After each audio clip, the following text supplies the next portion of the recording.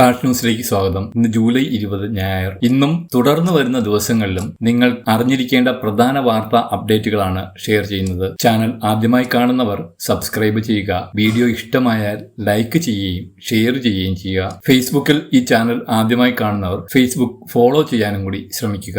ആദ്യത്തെ അറിയിപ്പ്, 5 വയസ്സിന് മുൻപെടുത്ത ആധാറിന്റെ വിവരങ്ങൾ 7 വയസ്സ് കഴിഞ്ഞ് പുതുക്കിയില്ലെങ്കിൽ ആധാർ അസാധുവാകുമെന്ന് മുന്നറിയിപ്പ് നൽകിയിരിക്കുകയാണ് unique identification authority of India. കഴിഞ്ഞ ദിവസമാണ് ഇത് സംബന്ധിച്ച അറിയിപ്പ് അധികൃതർ പുറത്തിറക്കിയത്. ആധാറിലെ നിർബന്ധിത ബയോമെട്രിക് പുതുക്കലിനായി കുട്ടികളുടെ ആധാർ എടുക്കുമ്പോൾ രജിസ്റ്റർ ചെയ്ത മൊബൈൽ ഫോൺ നമ്പറിലേക്ക് മെസ്സേജ് അയച്ചു വരികയാണെന്ന് അധികൃതർ വ്യക്തമാക്കി. ബയോമെട്രിക് ഡാറ്റയുടെ കൃത്യതയും വിശ്വാസ്യതയും നിലനിർത്തുന്നതിന് കുട്ടികളുടെ ABU അഥവാ നിർബന്ധിത ബയോമെട്രിക് അപ്ഡേറ്റ് സമയബന്ധിതമായി പൂർത്തിയാക്കണം. 7 വയസ്സ് കഴിഞ്ഞിട്ടും പൂർത്തിയാക്കിയില്ലെങ്കിൽ നിലവിലുള്ള നിയമങ്ങൾ അനുസരിച്ച് ആധാർ നിർജീവമാകുന്നതായിരിക്കും എന്നതാണ് UDIയുടെ അറിയിപ്പിൽ വ്യക്തമാക്കുന്നത്. രക്ഷിതാക്കൾ അവരുടെ കുട്ടികളുടെ വിവരങ്ങൾ ആധാർ സേവാ കേന്ദ്രത്തിലോ അക്ഷയ കേന്ദ്രത്തിലോ എത്തി അപ്ഡേറ്റ് ചെയ്യണമെന്ന് IT മന്ത്രാലയം പ്രസ്താവനയിൽ അറിയിച്ചു. ഫോട്ടോ, പേര്, ജനന തീയതി, വിലാസം, അനുബന്ധ രേഖകൾ എന്നിവ മാത്രമാണ് 5 വയസ്സിന് താഴെയുള്ള കുട്ടികൾക്ക് ആധാറിൽ ചേർക്കാൻ നൽകുക.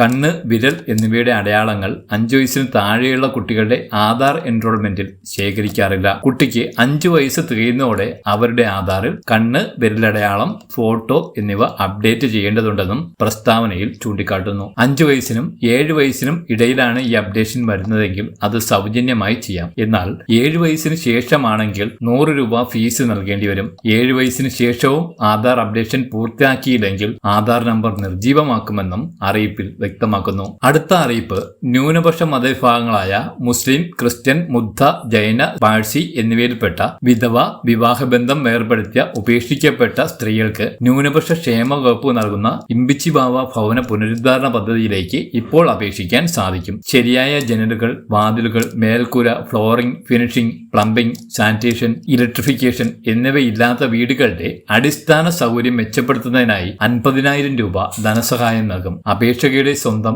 അല്ലെങ്കിൽ പങ്കാളിയുടെ സ്വന്തം പേരിലുള്ള വീടിന്റെ പരമാവധി വിസ്തീർണം 1200 ചതുരശ്ര അടിയിൽ കവിയരുത്. അപേക്ഷക കുടുംബത്തിലെ ഏക വരുമാനദായക ആയിരിക്കണം. അപേക്ഷകയോ അവരുടെ മക്കളോ ശാരീരിക മാനസിക വെല്ലുവിളി നേരിടുന്നവർ, പെൺകുട്ടികൾ മാത്രമുള്ള അപേക്ഷകർ, BPL കുടുംബം തുടങ്ങിയവർക്ക് മുൻഗണന നൽകും. സർക്കാർ, അർദ്ധ സർക്കാർ സ്ഥാപനങ്ങളിൽ സ്ഥിര വരുമാനം ലഭിക്കുന്ന മക്കളുള്ള വിധവകൾ, സർക്കാരിൽ നിന്ന് സമാന ഏജൻസികളിൽ നിന്നോ മുൻപ് 10 വർഷത്തിനുള്ളിൽ ഭവന നിർമ്മാണത്തിനുള്ള സഹായം ലഭിച്ചവർ എന്നിവർ അപേക്ഷിക്കേണ്ടതില്ല. വകുപ്പ് തയ്യാറാക്കിയ പ്രത്യേക അപേക്ഷാ ഫോം മുഖേനയാണ് അപേക്ഷിക്കേണ്ടത്. അപേക്ഷാ ഫോം www.minorityWelfareKerala.gov.in എന്ന വെബ്സൈറ്റിൽ നിങ്ങൾക്ക് ലഭ്യമാണ്. 2025 ജൂലൈ 31 അവസാന തീയതി. അടുത്ത അറിയിപ്പ്, സംസ്ഥാനം 1000 കോടി രൂപ കൂടി കടമെടുക്കുകയാണ്. വികസന പ്രവർത്തനങ്ങൾക്ക് വേണ്ടിയിട്ടാണ് കടമെടുക്കുന്നത് എന്നാണ് റിപ്പോർട്ടുകൾ. ഇത് സംബന്ധിച്ച കടപ്പത്രം പുറപ്പെടുവിച്ചിട്ടുണ്ട്. ഇതിനായിട്ടുള്ള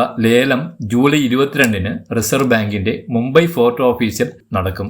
ക്ഷേമ പെൻഷൻ വിതരണത്തിന് കൂടിയായിരിക്കും ഈ തുക ഉപയോഗിക്കുവാൻ സാധ്യത എന്നാണ് റിപ്പോർട്ടുകൾ. അതിനാൽ ചൊവ്വാഴ്ച തുക എത്തിയാൽ അടുത്ത ആഴ്ച തന്നെ ജൂലൈയിലെ 1600 രൂപയുടെ പെൻഷൻ വിതരണം ഉണ്ടാകുന്നതാണ്. അതായത് ജൂലൈ മാസത്തെ പെൻഷൻ വിതരണം ജൂലൈ 25 തീയതിയോടുകൂടിയായിരിക്കും ആരംഭിക്കുക.